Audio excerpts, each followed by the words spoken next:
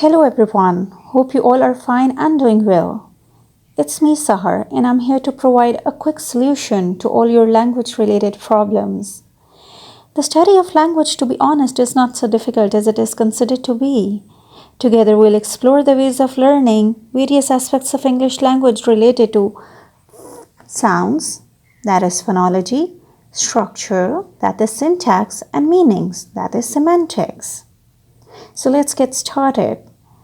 Language is not only what exists within the grammatical domains, it's far beyond that. It's much vast.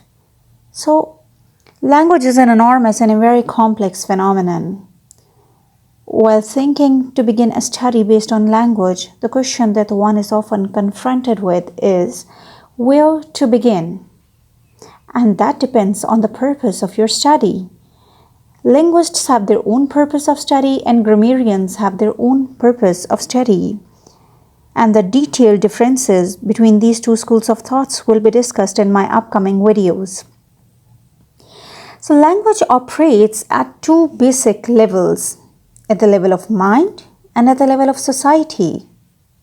The link between mind and society is established or formed through verbal and non-verbal communication. This verbal and non-verbal communication is followed by the very next step, which is interpretation. Interpretation is done at two levels, at the level of the meaning of individual words and at the level of the contextual framework in which those individual words are placed. These meanings to the individual words are given by the mind or the thought, which explains the relationship between language and mind, hence laying the foundation for psycholinguistics, that is, studying language at the level of mind. This contextual framework in which the individual words are placed is provided by the society, which again throws light on the relationship between language and society, thus establishing the base for sociolinguistics, that is, studying language at the level of society. And here we have pidgins, creoles, pidginization, creolization, language variations or language change across the boundaries, and much more to study in this discipline of language study. So, when you are going to begin the study of language, first of all, you must know what is actually a language. How can you define that? Language is a means of communication. So how can you define communication then? Communication is a tool of surviving in a society. What do you think? Do I mean only human society?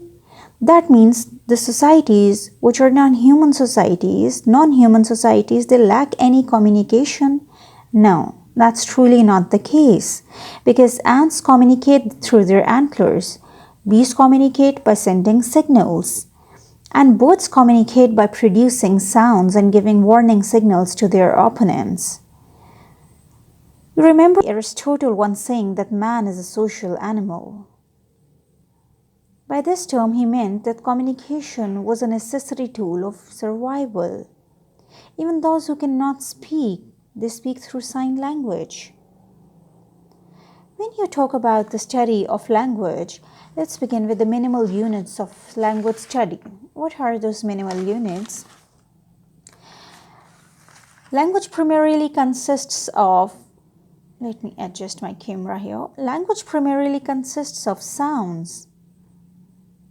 Individual sounds or the group of sounds that join to convey meanings. For example, mat.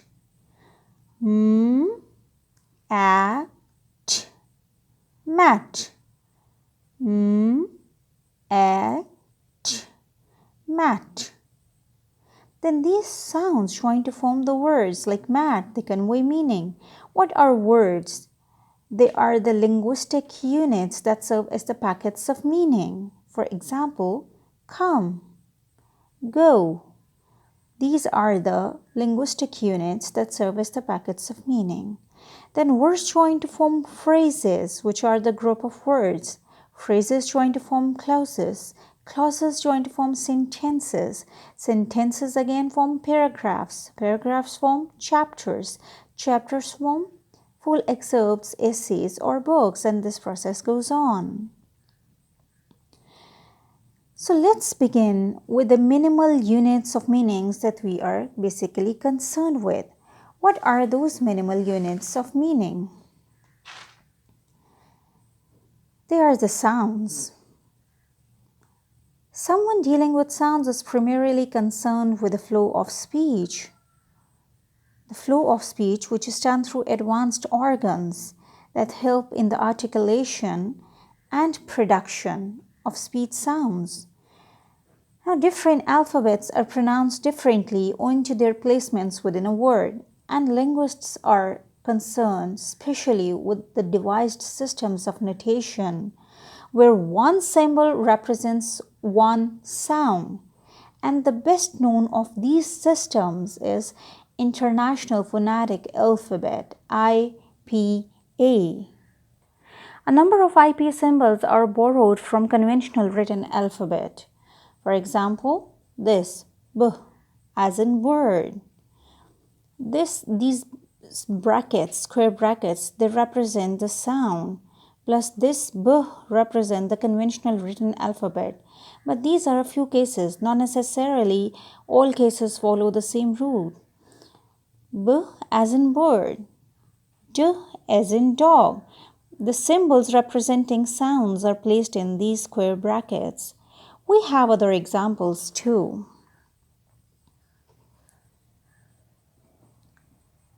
We have the variations of alphabet letters. For example, this sound as in hot, it is an upside down A.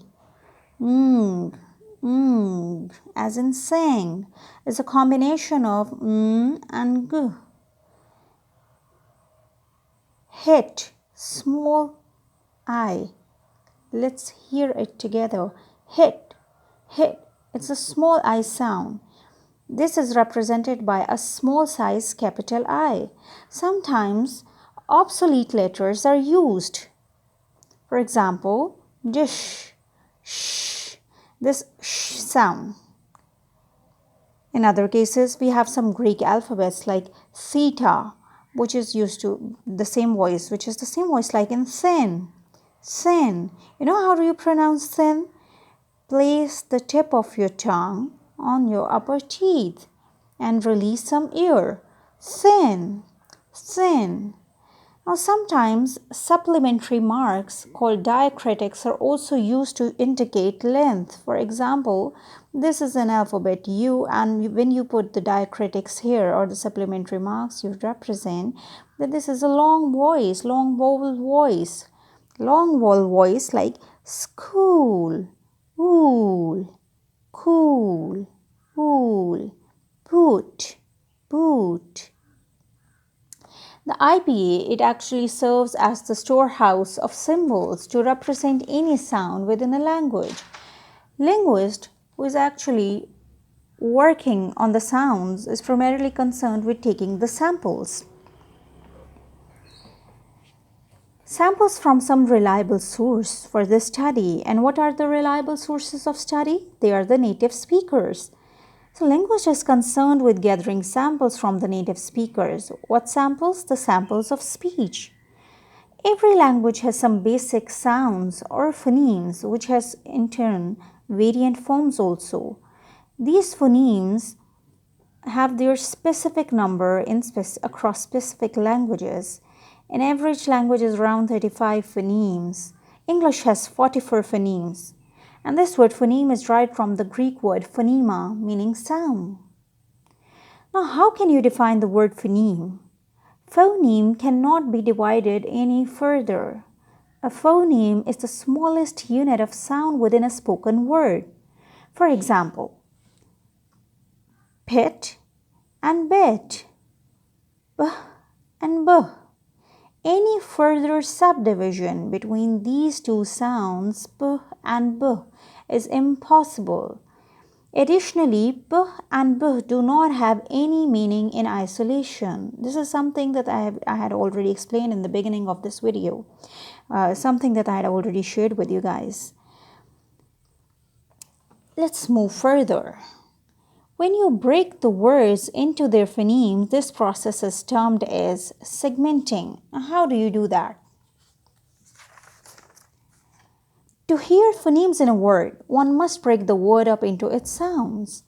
For example,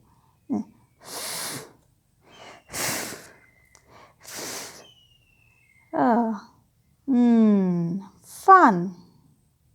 There's another example. But before that, let me tell you that this is the smallest amount by which these two, pit and bit, buh and buh, this is the smallest amount by which these two differ and still remain distinct forms. Any further subdivision is impossible, and English does not further subdivide buh and buh. Now let's talk about the other two, another one example, that is pet and pit. P and t, p and t. They are same, but how do they differ? They differ only in one vowel sound. There's no sound halfway between and and I. So we can say that b, and I, they all are the phonemes of English. So the symbols for phonemes are, they're normally put in slanted brackets like these. The pair of words that differ only by one phoneme are called the minimal pairs. For example, pet and bit, pet and pit. And one way to identify the phonemes of any language is to look for the minimal pairs. In English, there are 44 phonemes. They are further subdivided into two categories, consonants and vowels. Vowels are further divided into two types, pure or unchanging vowels, where the vowel sound consists of only one vowel. For example, bit, bet, but, sit. I, o. And in sit we have one vowel sound. Let's talk about the second type. That is diphthongs or gliding vowels, where the voice glides from one vowel to another vowel. For example, boat, buy, bay. Now let's analyze the sounds closely. Boat, buy, buy, buy. Isn't it the sound? I. Bay. It's a combination. It glides from one to another. Fail, fail, ale. Let's move further. Variations are possible all across the languages, but within the languages there are variations too. So we have allophones or the phonetic variants. Variations are further classified into two types. There are two types of variations. On one side we have the slight variations that pass unnoticed. They are almost the very slightest amount of changes. These are called free variations. On the other side, the changes are obvious. And these changes or variations are predictable. These are conditioned further by two factors. Number one, sounds across a phoneme or sounds around a phoneme, and number two, position within a word. Let's talk about phoneme p. P. When it comes at the beginning of the word, an aspiration or a puff of breath is felt, like pot, pill. And when it is placed after s, that breath disappears. For example, spot, spill. And how to test this aspiration? You need to hold a piece of paper in front of your mouth and pronounce these words, pot, pill. The paper will billow out. So these variants like p, which is aspirated, and p, which is non-aspirated, these are the allophones of phoneme p. There are other examples too. For example, top, which is aspirated as it occurs at the beginning of the word, and stop, stop. Now let's represent this graphically. How do we represent this graphically? Let me adjust my camera or adjust my register. I had noted all these for you guys so that we should save maximum time as possible. So this p is basic, and this p changes to p at the beginning of the word. This is p, it changes to p. These are the circumstances. This slanted line shows the circumstances. And this is the change. Since the change occurs at the beginning of the word, so it is placed before this line, Let me tell you again. This is the basic phoneme, and this is the variation. This arrow represents the change. P changes to p under these circumstances at the beginning of the word. If you imagine this to be a word, so this change occurs at the beginning of the word. Got my point? Let me explain it to you again. This is p. It changes. This arrow represents change. It changes to p under these circumstances, and this is the word boundary, that is, this change occurs at the beginning. So this equation is the final outcome. Let us take another second example of the phoneme l. L. When it occurs at the beginning of the word lip, lip, lip, it's the clear l sound. When it occurs at the end, that is pill, pill, it becomes a darker l sound. You pronounce it yourself like lip, lip, and pill, pill. You will feel the obvious difference, trust me. So when you pronounce this lip, let's talk about the placement of your tongue. The tip of the tongue is just behind the teeth, and the back of the tongue is fairly low. You pronounce it lip, lip. The tip of the tongue is just behind your teeth, and the back of your tongue is fairly low. Let's talk about this pill, pill. The tongue tip remains the same, but the back of your tongue is raised. So we can say that this clear variant l and the dark variant l they both are the allophones of phoneme l. Again, move to the equation.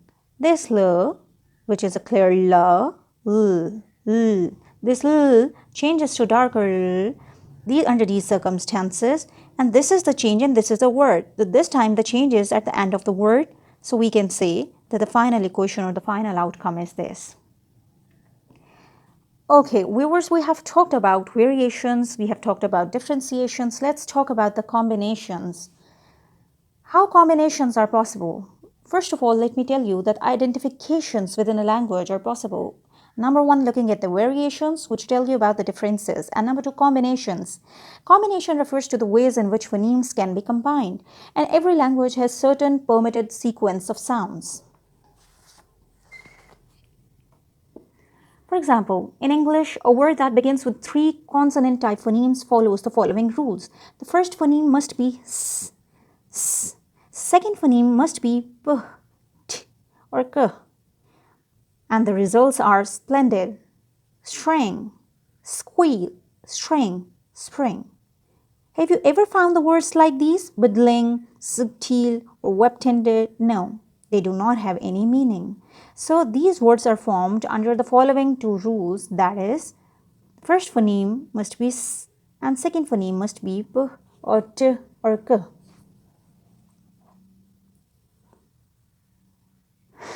Now let's move to the shared properties of phonemes. We have talked that phonemes are separate independent units and they have their own allophones. For example, this is the basic phoneme and these are the variations, non-aspirated and aspirated. This is the phoneme L and we have one darker L and one L. So what do you think? Are all the 44 phonemes of English totally different from one another? Are they? No. Let me tell you an example. You take some family members. They might look different, but they share some genetic features in common. So here we can say that b, t, and are all the phonemes and they share some common features. What are those common features? Number one, they are all consonants. This is their common feature or common property. That is, they all are consonants. Now these b, d, they are voiced. That is, they are pronounced with the vibration of vocal cords. And how can you test that? You need to place a hand on your Adam's apple and say the words like bet, det, met, net. And then you can practically feel this happening. And this vibration will stop when you reach d at the end. Third important thing is b, b, and are pronounced with open lips, and hence these are labials. Fourth important property is that and and these are nasals. That is, when they are pronounced, air is expelled through the nose. So these are the shared properties, and the more linguistically appropriate term that we are going to use for this term, property, is a feature. So these are all the shared features of these phonemes. Now let's represent it graphically again. The plus sign, it indicates the presence of a property or feature, and the minus sign that indicates the absence of a property. I have mentioned the features here, and I have drawn this for you. We have consonantal, voiced, labial, and nasal, and we have here the phonemes mentioned. Now these all are consonants, so they share the common property or feature of being consonantal. Then we are talking about voiced, that is when they are pronounced with a vibration of vocal cords. So p and t, p and t, they are not voiced. The rest of these four phonemes are pronounced with a vibration of vocal cords. Let's talk about labial. Those who are pronounced with open lips. T and d.